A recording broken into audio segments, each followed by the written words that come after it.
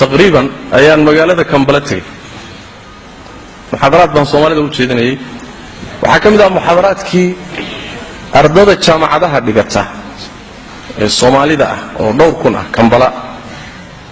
ayaa waxaan u sameeyay hal liqaa ama hal kulan baan la sameeyay kulankaas kelima u jeediyay kadibna su'aalo wixii tawarteedaan uga jawaabay su'aalihii markaan dhameeyay oo aan soo baxayno oo soo socdo istaagay ayaa nin dhalinyaro oo xanaaqsan oo indhuhu guduteen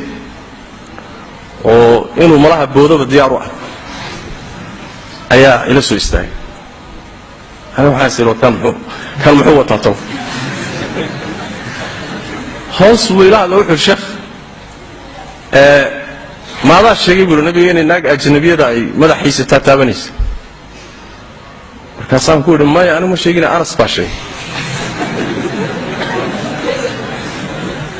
maada sheegay buu in nabiga sallallahu alayhi wasallam madaxiisa injir laga guray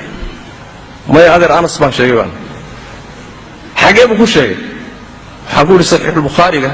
kitab al-jihad bab al-fadaa'il oo baabka saddexaad ee kitab al-jihad halka ka fiiri baan ku waayaa wiilki dib uu istaagay isagoo xanaaqina wax yar ka yar dagay walina kacsan buu iga dhaqaaqay taa wuxuu meel cidla haduu iga heli lahaa inuu soo dhaafeen baa u maleynaa hani kacsan way